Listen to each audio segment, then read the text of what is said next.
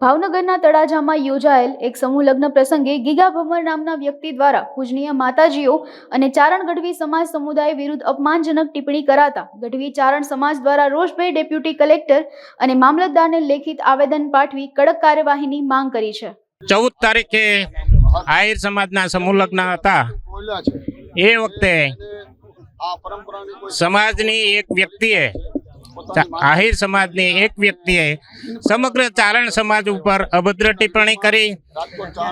આઈમાઓ ચારણના માતાજીઓ અને દીકરીઓ એના તરફ એમણે અભદ્ર ટિપ્પણીનો વાણી વિલાસ કર્યો। એને ભયંકર ચારણ સમાજમાં ભયંકર આક્રોશ છે અને આને સખ્ત શબ્દોમાં વખોડી કાઢીએ છીએ। બે સમાજ વચ્ચેની વાત વૈમનસ્ય ઊભું થાય એવા એમના પ્રયત્નો છે અને જેના કારણે સમગ્ર સમાજને નુકસાન થાય।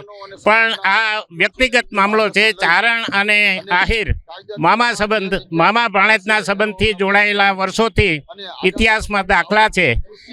હમણાં જ ચારણ શતાબ્દી વર્ષ નિમિત્તે મઢડા ખાતે ઓછામાં ઓછા 10 લાખ માણસ ભેળા થયા હતા। ચમત્કારની કે અંધશ્રદ્ધાની વાત નથી કરતા। આઈમાએ હંમેશા અંધશ્રદ્ધા નાબૂદી માટે પ્રયત્નો કર્યા છે, વ્યસન મુક્તિ માટે પ્રયત્ન કર્યા છે, સમગ્ર સમાજમાં અભ્યાસ દ્વારા કઈ રીતે આગળ વધાય એ માટેના પ્રયત્નો કર્યા છે।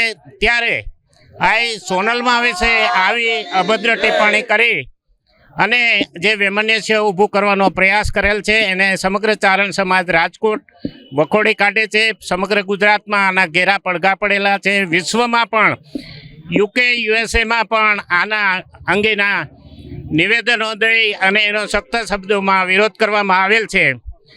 બે સમાજ વચ્ચે વૈમનસ્ય ઊભું કરવા માટેના એના જે પ્રયાસો છે એ સખત શબ્દોમાં વખોડી કાઢીએ છીએ અને ફરી વખત આવું ન બને એના માટે પણ અમે બંને સમાજ અને 18 સમાજ, અત્યારે 18 સમાજમાં આક્રોશની લાગણી છે।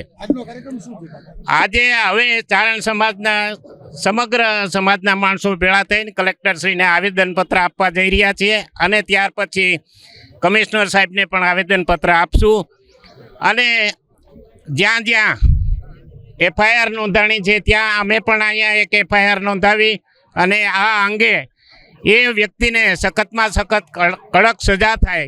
વાણી સ્વાતંત્ર્યનો એણે ગેરઉપયોગ કર્યો છે। વાણી સ્વાતંત્ર્યનો હક બંધારણમાં બધાને છે, પણ કોઈના વિશે હેલફેલ બોલવાનો કોઈને ક્યાંય હક આપેલ નથી। તો એવા સંજોગોમાં આ કૃત્યને અમે સખ્ત શબ્દોમાં વખોડી કાઢીએ છીએ। બોલીએ સોનલ માત કી જય। મનોજભાઈ પાલિયા, રાજકોટ શહેર કારોબારી ભારતીય જનતા પાર્ટી અને શક્તિ ચારણ યુવા સંગઠનના સભ્ય છીએ।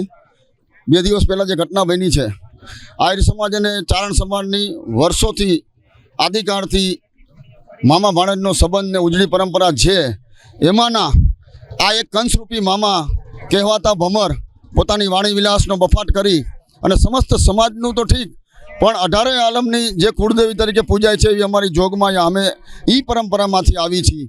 એ જોગમાયાનું જે અપમાન કર્યું છે, હેલફેલ બોલ્યું છે, પોતાની માનસિકતા છતી કરી છે, પોતામાં રહેલું ઝેર પોતે ઓળખ્યું છે અને સમસ્ત સમાજની હાજરીમાં દેવાજ બોદર એક ઉજળા ઇતિહાસના વાહક છે અને એના નામના બેનરની નીચે આ વ્યક્તિ જ્યારે ચારણ સમાજ અને આહિર સમાજ વચ્ચે જે વૈમનસ્ય ઊભું કરવાનો જે પ્રયાસ કર્યો છે, આ પ્રયાસને સમસ્ત ચારણ સમાજ ખૂબ વખોડે છે।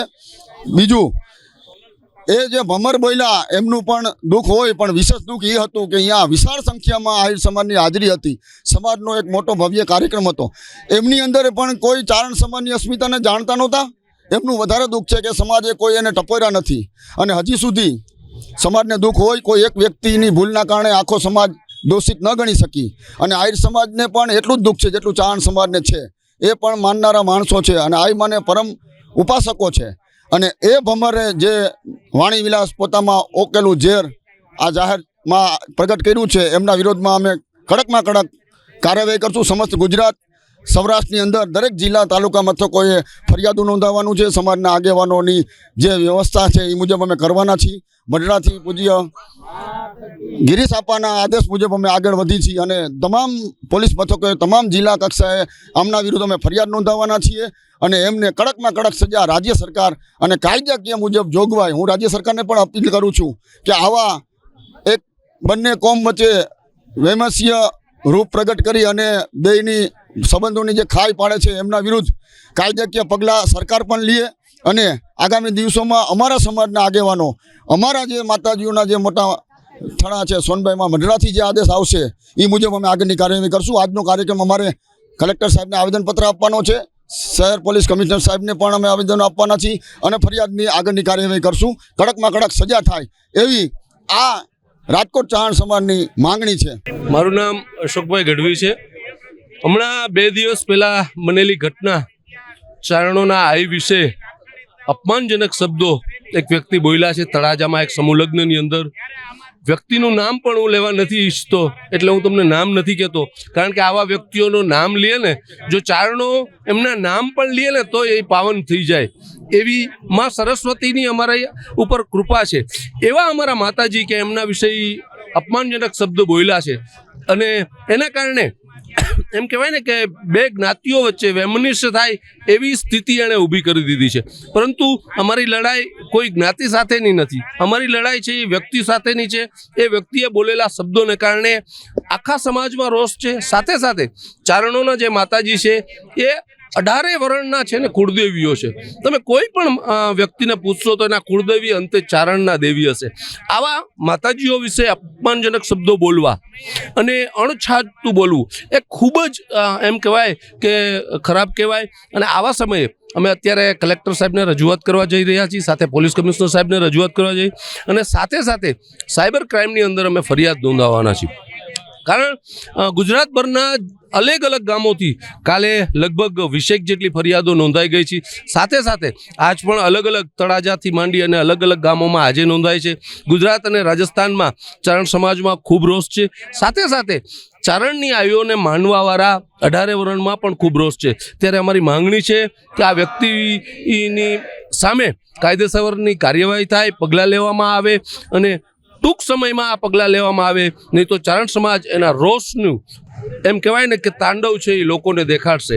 આ ખાલી ચીમકી ન સમજતા, કારણ કે એમ કહેવાય ને કે અમારે ત્યાં તો છે જ કે કમતિયા કોઈ નજરું કરે તો એના ભાંગીને કર ભૂકા, બાકર ના તું બુકા, જમી ગઈ જીવણી. આ સ્વરૂપે અમારી આયુઓ ઉતરે એ પહેલાં આનું સમાધાન આવે અને એમને અપમાનજનક ટિપ્પણી કરનારને સામે પગલાં લેવામાં આવે, આવી અમારી માંગણી છે.